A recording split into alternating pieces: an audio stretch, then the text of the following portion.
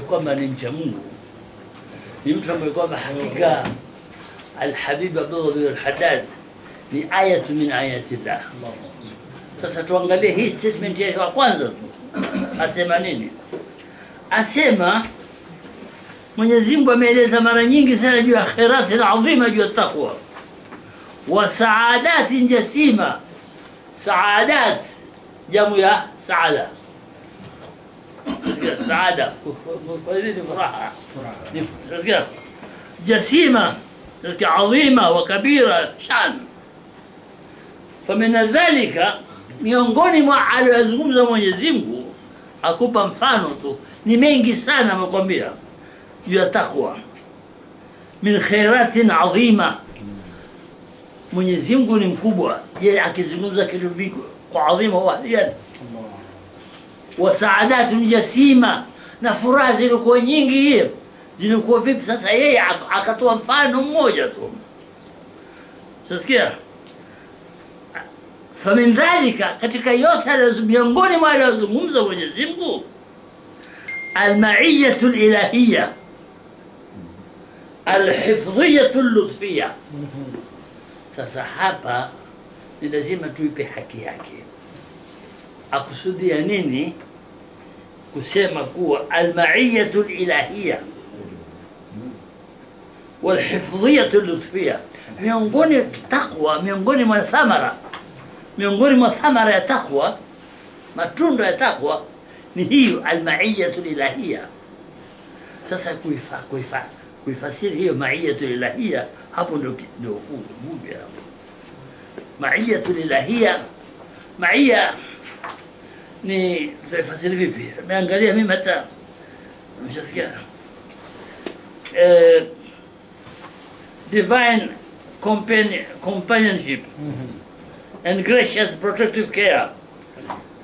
Kwa Kiswahili asema bismillah, uwepo wa Mwenyezi Mungu.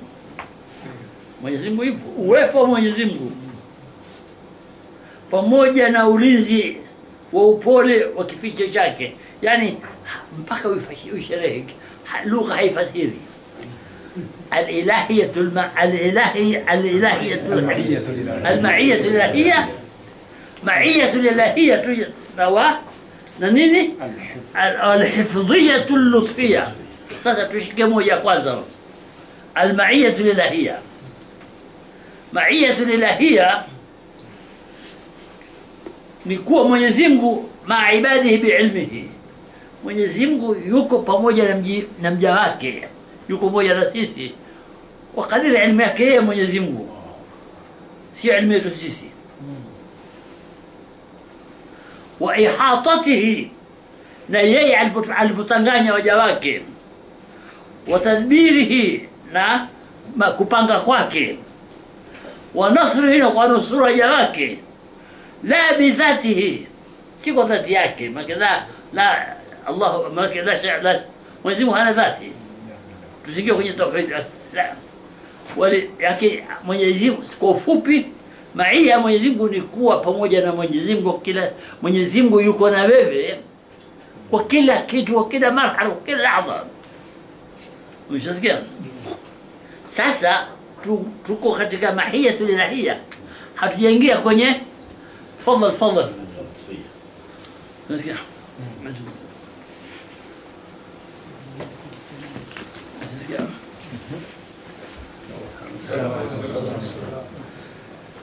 hatujaingia kwenye walhifdhiyatu lutfiyya, tuko katika maiya.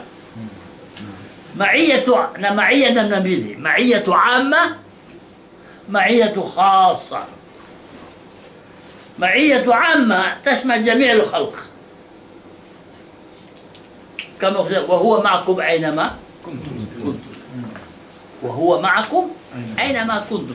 Mwenyezi Mungu yuko na nyinyi pahala popote mliopo. Ni maiyatu amma. Mnasikia? Kwa mfano, Imam Ahmad bin Hanbal ataka kumtesti moja wa wanafunzi wake, amefahamu hii maiyatul ilahiyya, amwambia hawa huyu kondoo alisha kondoo, ana kondoo wengi yule mwanafunzi wake yuwalisha kondoo wengi wa bwana wake, afanya kazi alishwa mlipwa. Akamuona akamsalimia, akamwambia si niuzie mmoja nitapa pesa. Akamwambia si wangu. Ndio najua si wako, lakini mwambie nitashika pesa mfukoni wewe, na umwambie kuwa amelio namba mwisho. Atajuaje? Umefahamu? Pesa utashika mkononi na umwambie kwa kondoo mmoja amechukuliwa namba mwisho, sikuweza kwa control, na ni kitu kawaida utokea. Yule bwana akamwangalia, akamwambia naam, tamwambia, lakini na Mungu tamwambia nini? Hii ndio maiyatul ilahiyya. Kwa Mwenyezi Mungu yuko na wewe, na wewe na Mwenyezi Mungu Subhanahu wa Ta'ala. Akapasi mtihani. Kisha kuna maiyatul ilahiyya khassa. Ni ipi hiyo khassa sasa? Inna Allaha ma'a alladhina taqaw. Na hii ndio maia ya Mwenyezi Mungu. Ndio pale Al-Hujjat al-Islam al-Ghazali, wana Hujjat al-Islam al-Ghazali alikuwa yuko kwenye safari zake, akaja kutoa tariq, high street robbery wale. Haya ajam wale kuna watu wamekwenda hija nyuma, hawakuweza kwenda Madina, wakarudi kwa sababu waambia ndia hakuna usalama wa ndia kwa high street robbery. Wale jamaa majambazi wale kutoa tariq, huyu ndio, hawa ndio. Haya, kila mmoja atoe pesa alionazo. Sina nini, wewe toa pesa. Sina mimi. Wakimsasha mtoa pesa. Wewe sina, fungua. Sina kitu. Akifungua kwenye begi kutoa pesa. Akifika Hujjat al-Ghazali, lete. Very simple. Akapa pesa. Na hiyo abasikizeni, mwanzo ni uwa, kisha mchukue hii. Nini? Hizi kazi zangu, vitabu vangu naandika mimi, these are my manuscripts. Mwanzo ni uwa, kisha uwa ndio utukue pesa, chukua ishara nini. Wakamrudisha pesa na manuscript. Kazi angalia, wakamwona mtu huyu tupata chakula, akamjua kwa ni mtu mwingine huyu. Ndio pale inna Allaha ma'a alladhina taqaw, ndio maia khasa. Sasa kina tuja kwa pili. Sasa maia tumeshajua almaia ilahia, kuna amma na kuna khasa. Sasa tuja hii alhifdhia allutfia. Sasa tuja kwenye hifdhia. Hifdhia nini? Hiya hifdhullah liibadihi, ni hifdhi Mwenyezi Mungu waja wake min shururi wal makhatir. Sasikia kwa shari zote, dhahiran wa batinan, fi dini wa dunya, ulimwenguni na akhira. Watashmal, na hii hifdhia hifdhu jasad min al-afat. Utaona bwana Mwenyezi Mungu wewe akudhurike kwa kula fulani, umekula sumu, umefanya hivi, mara mwenye alhamdulillah watu wamepata food poisoning, wewe ukupata. Hii ni hifdhia ilahia Mwenyezi Mungu, ujui. Nasikia bwana, alqalbu fi inhiraf, kupata misukosuko ya wana kutokuwa na imani, kuingia kwenye maasi na nini, ghasia. Hifdhu imani min shubuhat, ndio pale fallahu khairun hafidhan. Sasa hii almayat ilahia والحفظية ستوجد kwenye lutfia. المائية الحفظية اللطفية nini? هي لطف الله بعباده, ni lutfu ya Mwenyezi Mungu. Tafasiri lutfu ya Mwenyezi Mungu hapa sasa. Lutfu ya Mwenyezi Mungu ni lutfi yake ha? Huruma, kite, upole, yani lutfi Mwenyezi Mungu kwa ibadi zake. Maana yake ai isali alkhair ilayhi,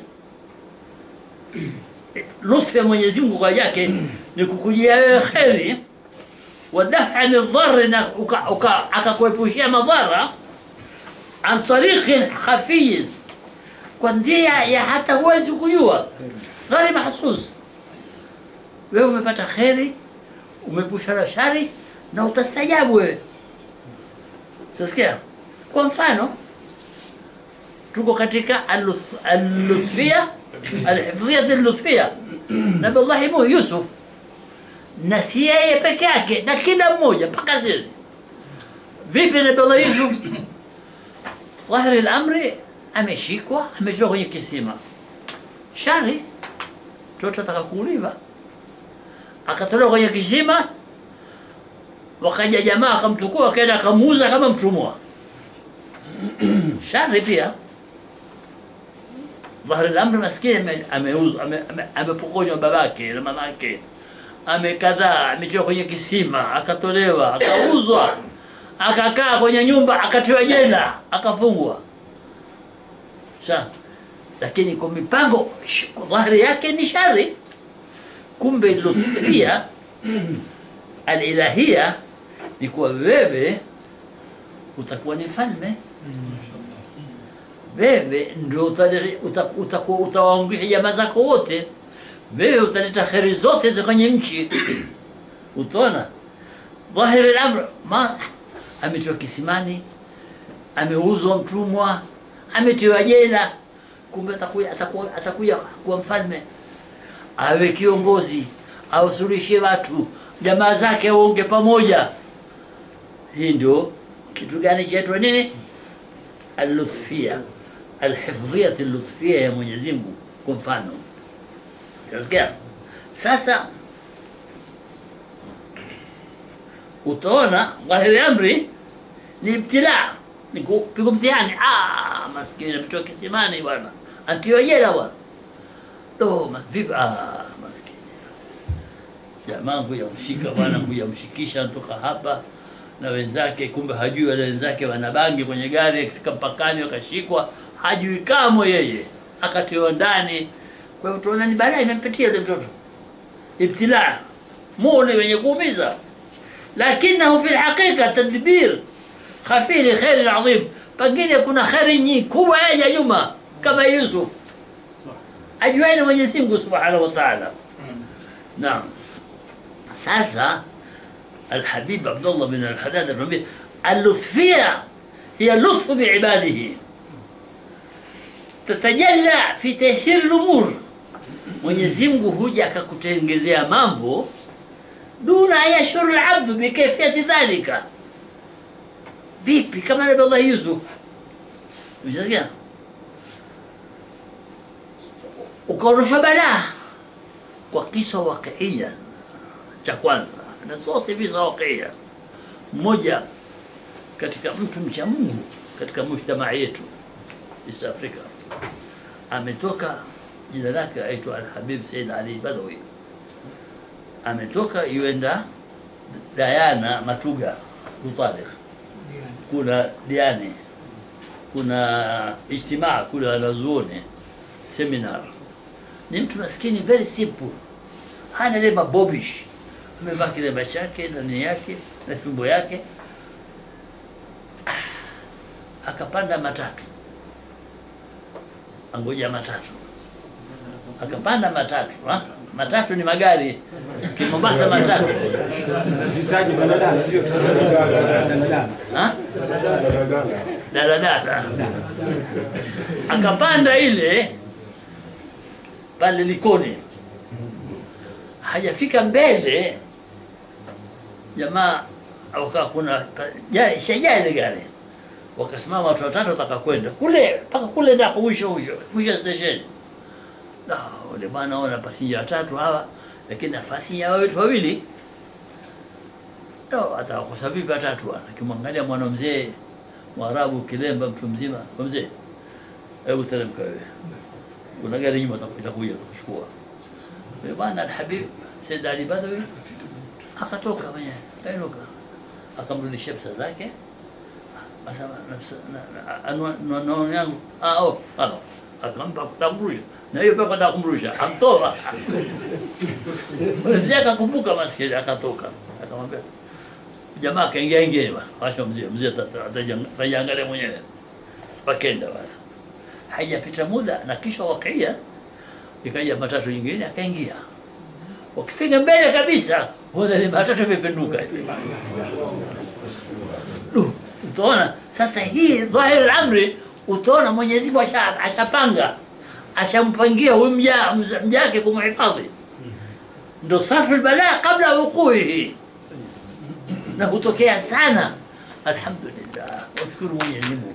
Ndio hii yetu nini? حفظية اللطفية. نعم. mfano wa shay waqiya ilionipata mimi na nazungumza kama ibra kukuonesha Mwenyezi Mungu kupanga mambo na kila moja hutokea katika sisi, lakini natoa personal experience. Nimemaliza mimi form 4 3 months kabla form 4 nilipata very severe road accident, nikawa admitted, very serious, ikana affect kwenye O level yangu, nikapata second division. Na mimi nilikuwa naamini I am an A student. Basi kasema sikitu bahati mbaya, nikenda A level Kiyata nikateza nikafeli, lakini mimi naamini ya kuwa naweza kwenda university, lakini ni dhurufu zile za accident na matezo na nini, nikawa na struggle. Nimekwenda Nairobi, nimekaa nikapata scholarship kwenda Pakistan, Aga Khan Medical College. Shamaliza pepa zake kila kitu, mara ambassador amepata road accident, amekufa na makaratasi yote and everything got upside down. La ilaha illallah. Anza from zero. Nikakaa sasa tuko katika nini? Hifdhiyat al-lutfiyya. Sasa ikatoka scholarship kuja Pwani. Jamaa akaichukua ile scholarship akampa jamaa yake mtu fulani, akaitwa akafanya interview, akakubaliwa, akapata barua ya offer, akaaga. Hakuna jua. Sasa huyu bwana ile guilty conscience yake, is a very senior person, akaona kwa no, jamaa hapa Pwani huku tatutokota, nimemchukua jamaa yangu nimempeleka yeye, sasa atafuta kugeresha maki kama as a cover up. Lakini yule mtoto ashaambiwa na mmoja ashaanza kuaga, ameaga akasuka kwao, amepata nini. Sasa akaona cover. Mara nikapigiwa mimi simu, na mimi niko Lamu Maulidini Alhamisi, bwana kuna scholarship, kumbe yeye ashafanya mpango hii next year. Basi mimi nikamaliza Maulidi, nikaenda zangu Nairobi, nikachukua zile form nikazijaza. Katika kusubmit zile paper tuko katika lutfia, hifdhiyat al-lutfiyya. Nikawa coincidentally kwa sababu ya haraka yangu nikaenda na Said Hamid Mombasa mpaka Nairobi. Huyu ni mmoja katika politician sahibu yangu sana. Basi na mzee basi kaenda kwa gari yake, na coincidentally ikawa yuko na mayor wa Mombasa kwenye gari, na kuna na councillor councillor nene Ukibarawa kwenye gari. Tukifika Nairobi pale tuenda embassy kusubmit ile application, hayakupangwa haya. Yule embassy mayor amekuja mwenyewe na kazi yake na bwana, na huko na huyo councillor. Tukifika pale mara tukutana na a very senior minister, jamaa yangu Chef Nasser, na mmoja very senior businessman Heru. Je, mwendapi na embassy? Tuendeni basi pamoja kama bihaka tu. Jamaa tukiingia embassy umpeleke kwa delegation. Jamaa ambassador yuko ana mtu kule, yule mtu alitolewa, amekuja very strong delegation, wakatolewa jamaa, akapita Marekani. No, basi baba akazungumza, akatoka nini, mtoto wetu huyu bwana tumekuja naye na nini. Sasa jamaa zungumza kana cha fasiri, hayakupangwa kabisa, wala hawajui kitu wao wale jamaa. Ndio mtoto wetu huyu na nini kaza. No, yule ambassador akababaika. Basi pale akazipeleka zile pepa kwa DHL. Pale akasema this is the candidate. Yule hapa, yule tumtaka huyu sisi. Sasa mimi siko kama maskini, lakini kwa sababu yule bwana nia yake si mzuri, Mwenyezi Mungu na Mwenyezi Mungu ashapanga. Hapa kija pale ikaja scholarship.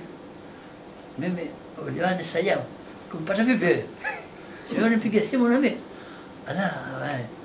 Hawezi kuniambia, mimi sijui. Baada ya mwaka ndo nikajua kwa alikuwa ana candidate wake yeye. Na yule mtoto maskini amsikitikia sana mpaka leo yuko.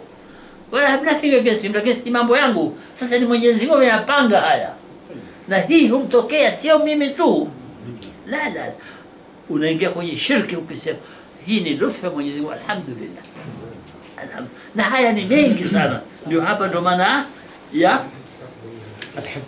معية الخاصة معية kisha kuna hii sasa hapa ndio nini akasema turudie mwanzo wa kama allaka Allahu al-azim fi kitab al-aziz ala taqwa hi taqwa min khairat azima ila khair nyingi sana wa saadat al-jasima na furaha nyingi za kupita kiasi يعني عظيمة وكبيرة شان فمن ذلك كتك هايو مامبو ني عظيم كتك مامبو الإلهية الحفظية المعية الحفظية المعية الإلهية الحفظية اللطفية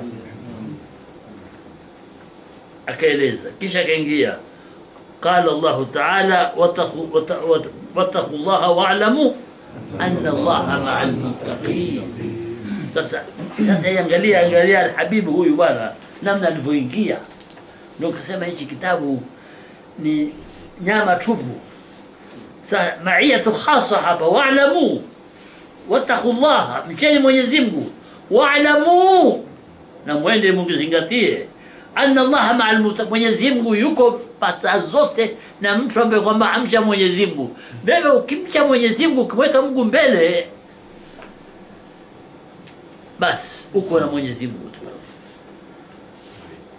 Mshasikia ma'al muttaqin min ablagha namadhij ilmiya almaaniya ma'iyya na madhajib na kwa mfano wa'lamu anna Allah ma'al muttaqin, mjue Mwenyezi Mungu, madamu mcha Mwenyezi Mungu, Mwenyezi Mungu yuko na wewe. Sayyidina Abubakar na mtume mihama hijra na imetolewa mbinu breaking habari, mwenye kuwashika watu wawili hawa au kumshika mtume mayit hayyan au mayitan, ngamia 100 ngamia moja hapa Banu lectures Abu Tariq you got the message. Ishasikia ngamia moja haya je ngamia 100 mkimpata hai au mayit, wakatoka wakaingia kwenye pango. Sayyidina Abubakar amwambia ya Rasulullah, law ahaduhum nadhara tahta qadamayhi darana, akiangalia chini tu atatuona. Wako huyu wako shida mimi, lao kama akiangalia miguu yake atatuona pale. Akama ababeka Sayyidina Abubakar, mtume amwambia ma dhannuka bi ithnain Allahu thalithuhuma. Nini ya Abubakar? ما ظنك باثنين الله ثالثهما واتقوا الله واعلموا أن الله مع المتقين.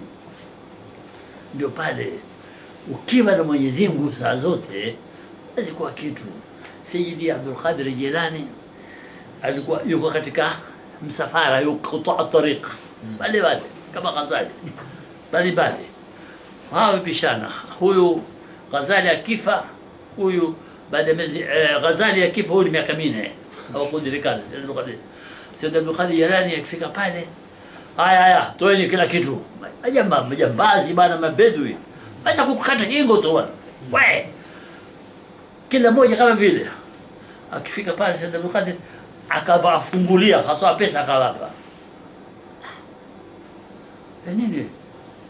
Hao wote wasema hawana pesa, tugasaji tunapata wewe. Sasa manake mamangu amenusia.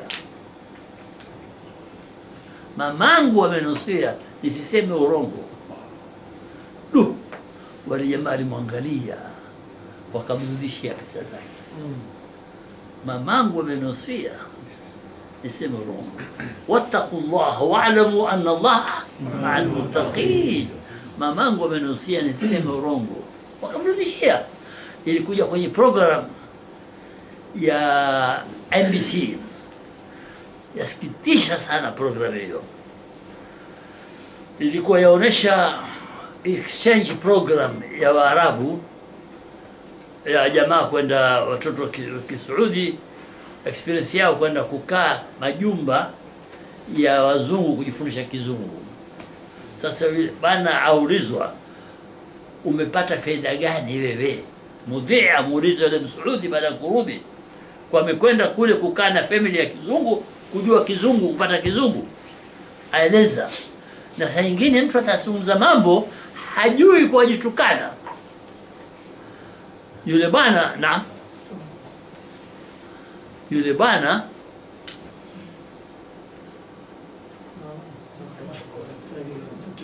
na videos na Ikawa kidogo yafanyika. asante. Swali. Ala kulli hal, akaja ule mtoto akenda kule. Sasa akakaa kwenye nyumba ya family. Sasa na hulipa pesa. Katika kulipa pesa, mama na baba akamwambia yule mtoto, katika baada ya kuketi washamzoea yule mtoto, washakuwa na kufanya baada ya miezi, baba, sisi tutatoka na ndugu yako ana mitihani kesho, hatutoki na yeye, wewe utatoka?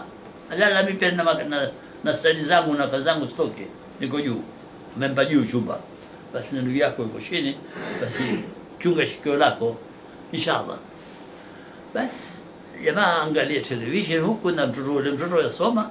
Mara baada ya muda akasikia kitu kimevundika. Yule mtoto Mwarabu akateremka jikoni, akamwona yule mtoto amebadilika rangi kama kulia, amevunda sahani. Akastaajabu, kwa nini sahani imeanguka, imevundika? So what? No, my mother would shout at me, don't worry, tell him it's an accident. No, okay, but yuko very disturbed mtoto. Akamsikitikia bila kumwambia, akatoka kaenda grocery akamnunulia sahani kuireplace ile, lakini hakuna sahani moja reja kula, akapata sahani 12 namna ile ile, akaja nazo akampa ile mwana, ikaweka pale, ingine akaweka kule. Basi sorry, don't worry, go and study. They won't know. Oh, mambe mimi nunua au they won't, don't tell them anything. Akakutana vigaya. Baada ya muda wazazi wake wakaja, everything okay. After midnight ule mtoto akambishia yule Mwarabu, akamfungulia mlango. Tuko katika nini? Wattaqullaha wa'lamu anna Allaha ma'al muttaqin, lakini on different context. Akamwambia, je, kuna nini? Wana siwezi kupata usingizi. Kwa nini upate usingizi? Wallahi I feel conscious, guilty conscious. Siwezi kumwambia mamangu msiba urongo. Conscious yangu hainipi, virtue yangu hainipi. Kwa hivyo nakuomba msamaha, nisamehe kumwambia mama, mimi nimevunda sahani, lakini wewe umefanya hivyo. Okay, sawa. Yule bwana akarudi, akamwamsha mamake, akastajabu. Yule mama kija kumwelezea, no, yule mama akapanda juu. Hello, take and go now. Kwa nini? sisi we are teaching our boy moral conduct. Baada kutuambia mtoto wetu wewe toka. Sasa yeye aeleza zile values kwenye NBC. Vipi family values zilikuwa? Namwambia ni wewe huna Uislamu na wao wafuata Uislamu. That's all. Ndio problem kubwa tunao. Yeye hana Uislamu, aona ile ndio sawa. Na wale by consider wafanya, lakini Uislamu ndio pale. Kwa hivyo kama kina Sayyid Abdul Qadir Jilani wajua Uislamu na wafuata na wawe cha Mwenyezi Mungu Subhanahu wa Ta'ala. Kwa hivyo tutakoma hapa kwa sababu tukiingia aya ya pili ni bahari kubwa zaidi. Insha Allah Ta'ala. Aya ya pili sema nini?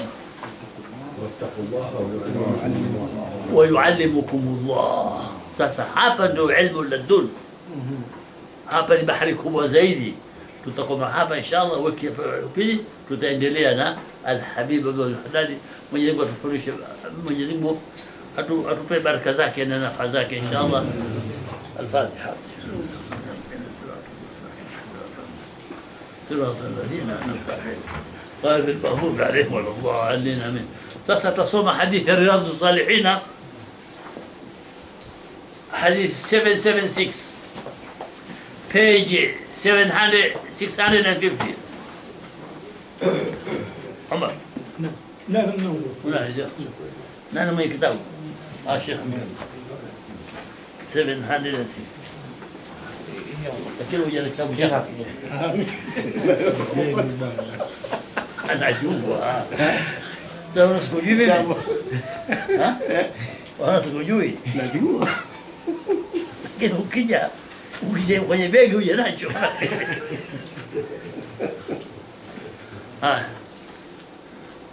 nani bwana kitabu حديث 776 750 عن جابر. نعم 776 نعم عن جابر رضي الله عنه قال دخل رسول الله صلى الله عليه وسلم على رجل من الأنصار ومعه صاحب له. tumefahamu hadithi sio? Arqam. Naam. Tumefahamu. Ameingia Mtume sallallahu alaihi wasallam ala rajul min ansar. Wa ma'ahu sahibun lahu. فقال رسول الله صلى الله عليه وسلم إن كان عندك ماء بات في شنة. Ikiwa unayo maji umeweka kwenye kiriba ya pato baridi usiku mzima umelala. Wa illa karana, ikiwa hakuna hiyo tutakunywa maji kwa mdomo kidogo kwanza. Ushasikia? Sasa hii hadithi ndio mantuq, tuiangalie mafhumu yake na sheria yake.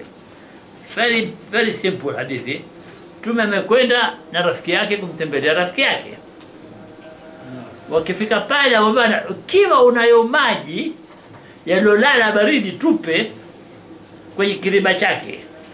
Ikiwa huna tutakunywa maji bila karani kula kwa mdomo.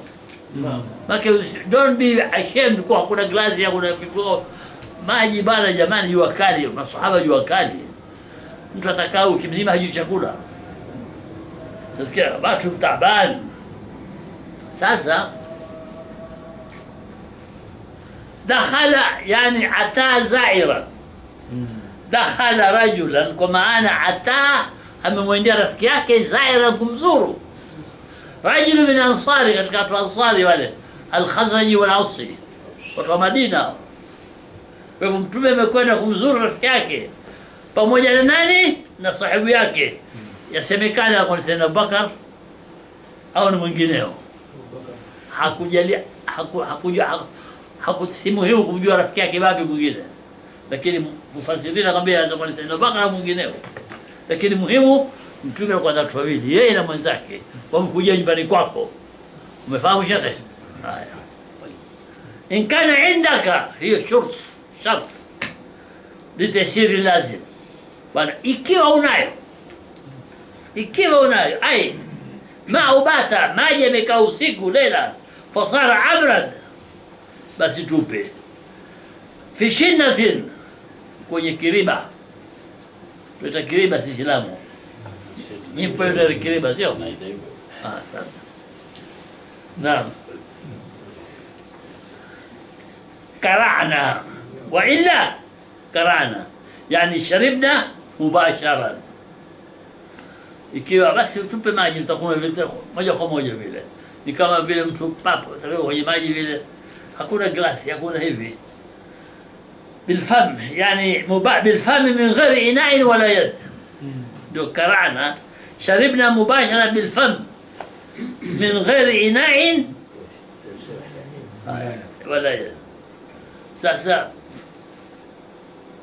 taruka.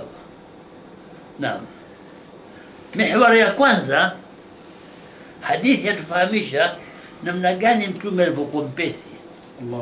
Na mtu awe mpesi akienda kwa mgeni wake kumtembelea mtu, usiye thakili.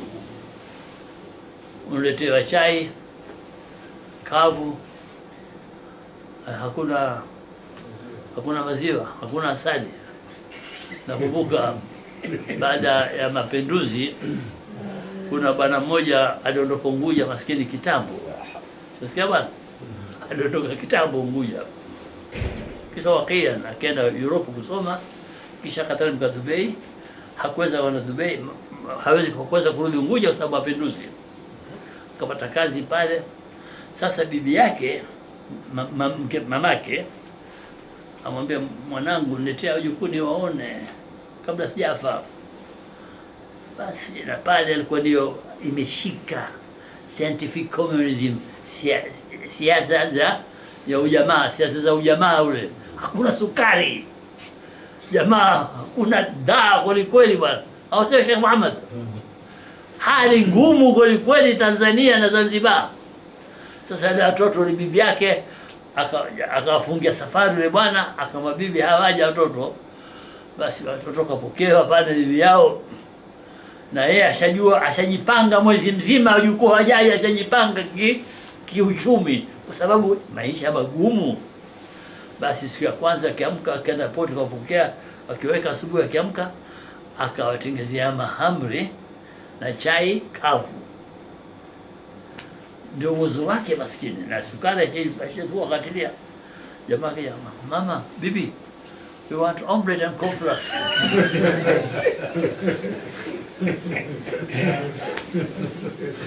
Watoto hawa hapa mahamri na chai kavu wala wataka omelette. Sasa wajukuu zangu, hizo ni chakula tutakula peponi.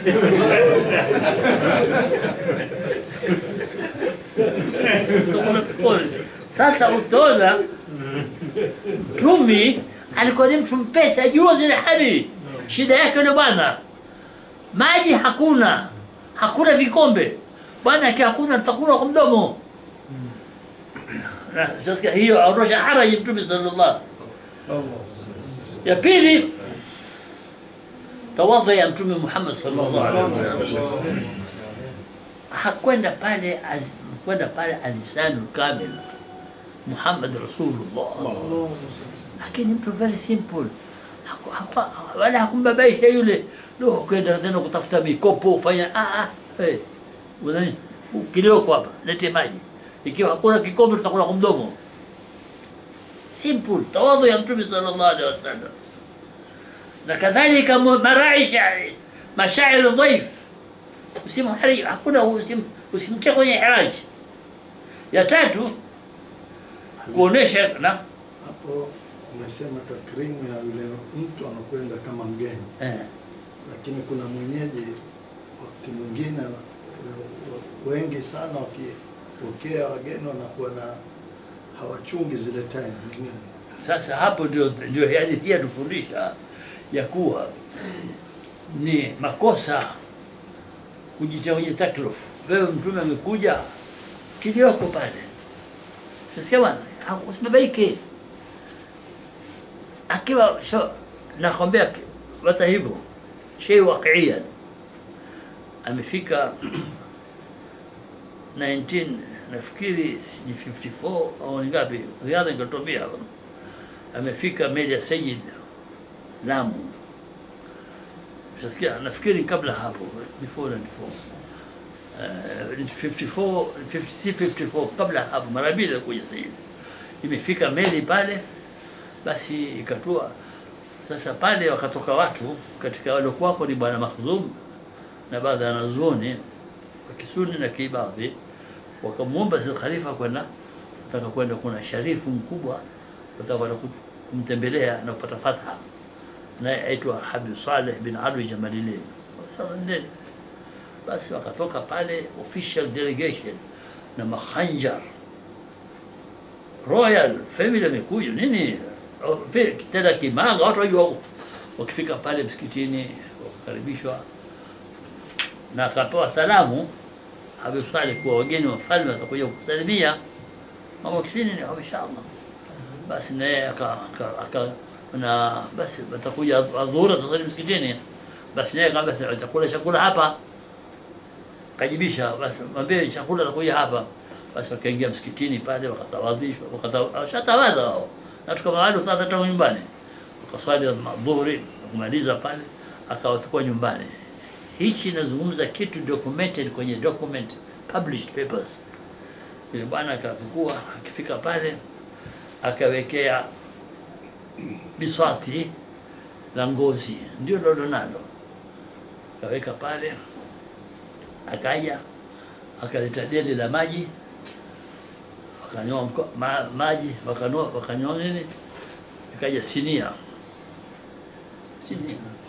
wale uburu wale mahindi pale, ndio cheapest wale mtele ndio watu wa juu, watu maskini ndio wanakula ile na mtuzo ukwaju, ule ukwaju ule kutoa maji kidogo na chumvi ndio mtuzo yenyewe, na samaki kidogo pale, kipande kikoyo kwa pale, wakala chakula jamaa, wakala chakula kamaliza, na maji kwenye makopo.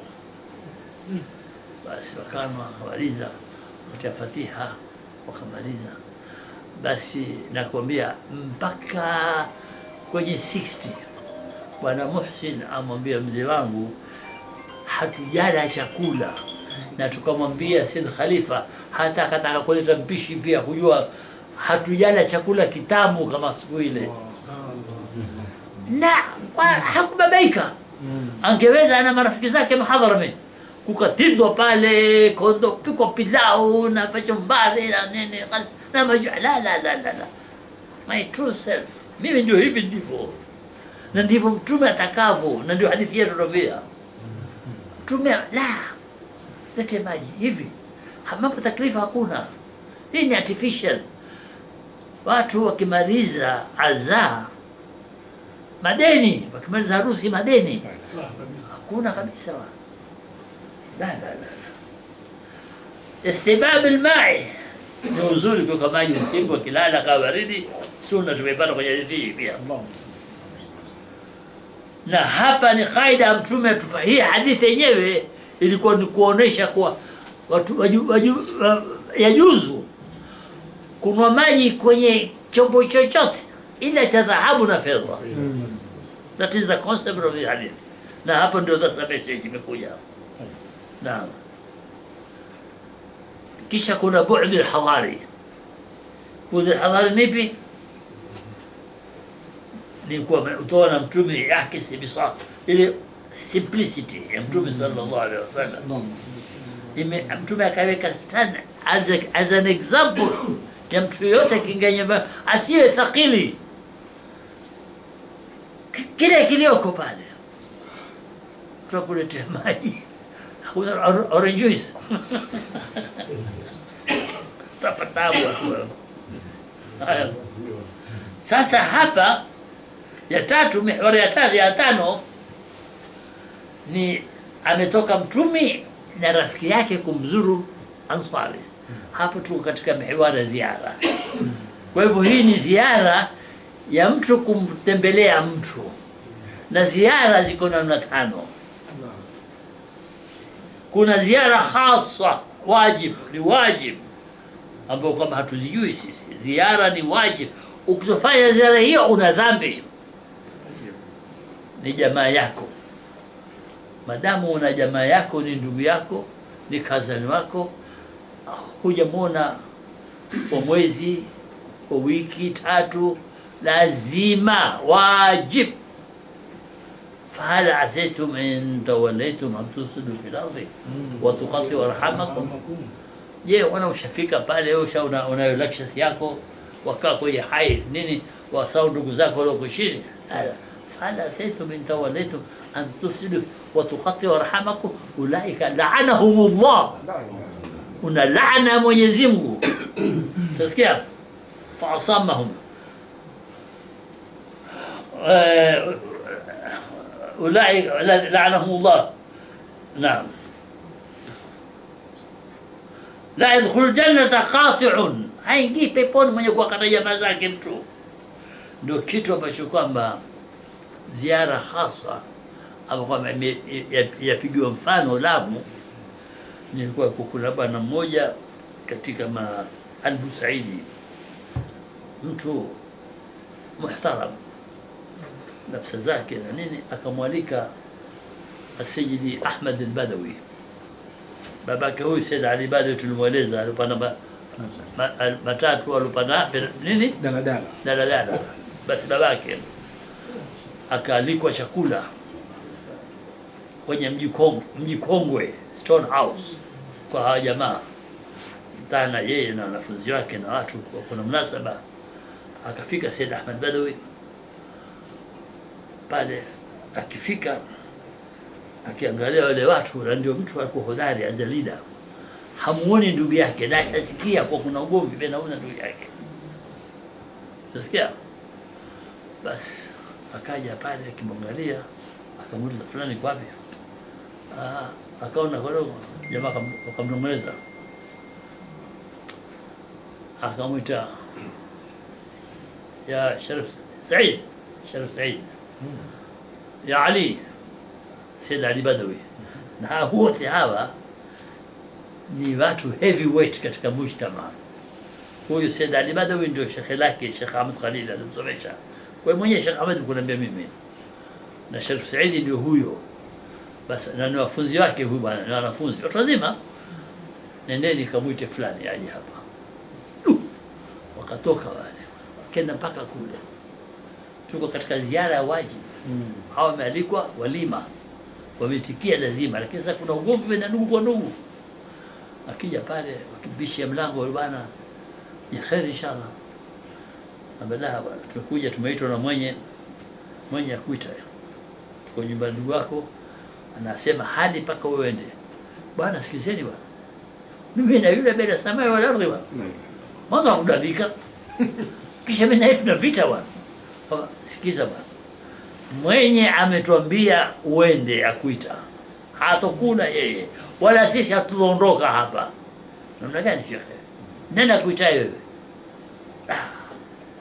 Mitihani haya ama si mitihani haya?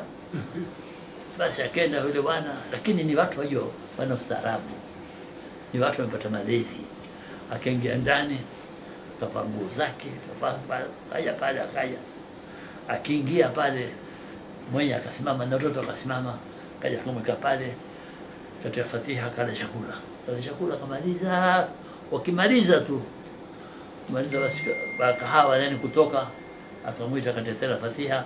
Hakuna bali vipi mwana Fatiha tu basi, hataki kusikia kitu. Wakawa ni ndugu mpaka kufa kuzikana yani. Lakini angalia nani ile power ile, inshallah. Ndio pale, hii ndio hukumu ya ziara. Sasa ziara wajib ni silatu rahim, inshallah. Na kisha kuna ziyaratu muakkada, sunnatu muakkada, na saa nyingine kufika ni wajib pia, lakini sunna muakkada, na ni katika haki ya Muslim kwa ndugu yake. Hii ni haki ya kila Muislamu, na ukitofanya una taabu, ni makosa. haqqul muslim ala muslim sittatun, mambo sita ni wajibu kwa kila Muislamu kumfanyia Muislamu wenzake. Na moja ya kwanza, idha laqita fasalim alayhi, msalimia assalamu alaykum, toe salamu. Wa idha daaka, akikualika amatka mshile mtualika, tutakwenda nyumbani kwake, mtualika ni wajib. Wa idha stansahaka, wataka consultation, una hivi, ni sunna, ni wajibu upate consultation, tena free, si ya pesa. Wa idha atasa, ukishubua sema alhamdulillah, mwambie alhamdulillah, mwambie alhamdulillah. Wa idha maridha, akiwa mgonjwa, hapo ndio unaenda ukamtembelee. Wa idha mata, na akifa, basi ifuate janaza yake. Na ndio maana bado ifahamu hadithi, na hiyo utaona katika ni miza ya jamaa kutoka East Africa tu. Maiti toka lini saa ngapi nyumbani? Maiti sio tasaliwa saa ngapi, watu wanakwenda nyumbani, ndio katika ada na taklidi. Yule alofila unakwenda nyumbani, kisha unatoka naye janaza mpaka msikitini. Ni etiquettes. Ndio mmoja akifika pale, mmoja hadha mimata Zinjibari, wakishona watu mangani akapia Zinjibari, niliona magari kwenye nyumba, atakuwa janaza na msikitini. Maki watu wana msikitini kumzika, watu wana azaa tu. Hadha Zinjibari. Basi ndio sunna ya Mtume Muhammad sallallahu alaihi wasallam. Kwa hivyo hii katika tumesema ya kwanza tumaliza darasa sunnatu muakkada, ya pili sunnatun kuna wajib, Ya kwanza ni wajib. wajib, ya pili ni sunna muakkada. Haya tufupilize wala time nyingi. Ya tatu. Ziara mustahaba ni sunna nzuri kwa diana.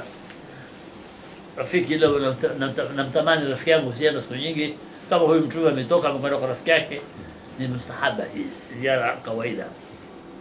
Ushasikia kuna nini katika ziara mustahaba?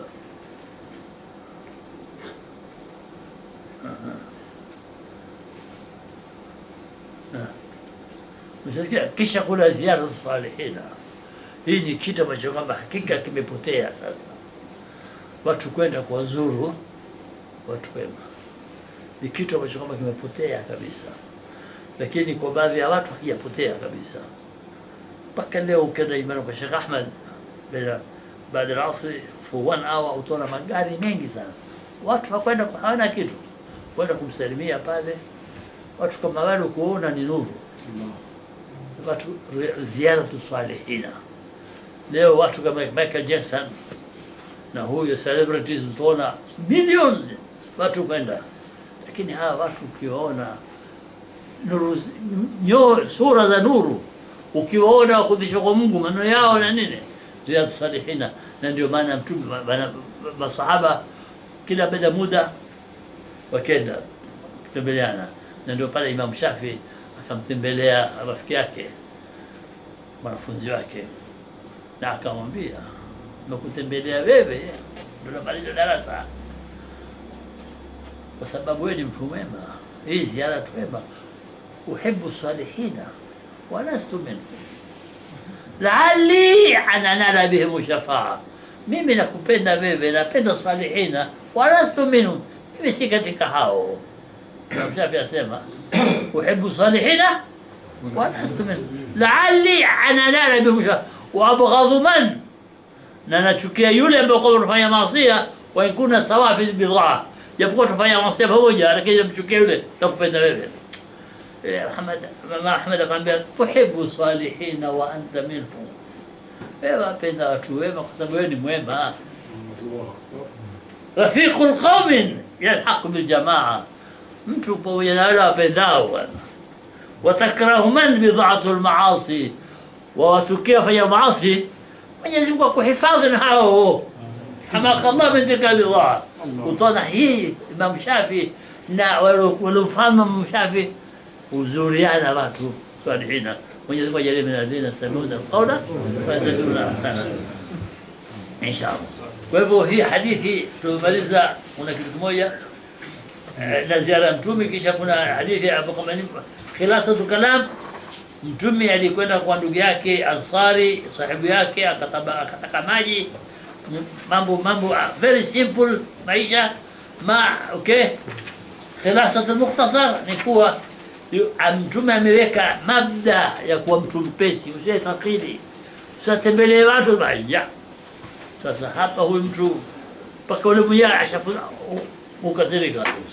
Mwenyezi Mungu ajalie alladhina yastami'una alqawla rabbana atina fid dunya hasanatan wa fil akhirati hasanatan wa qina adhaban nar.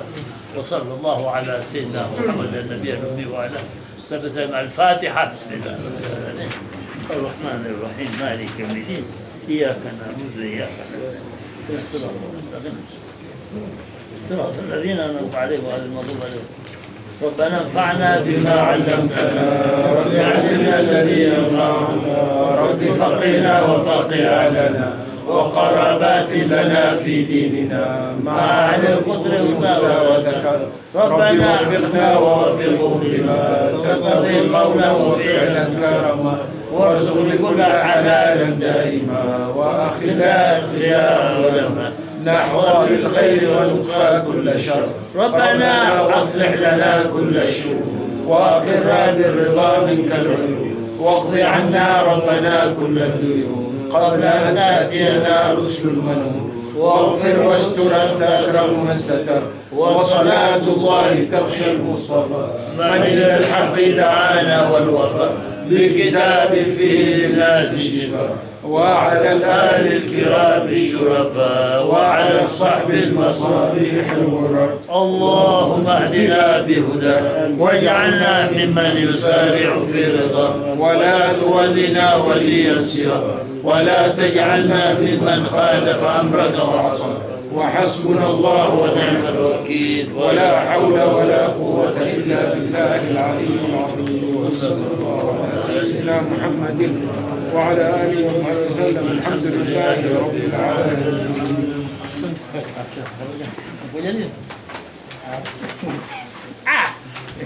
لا سبزار يا أخونا.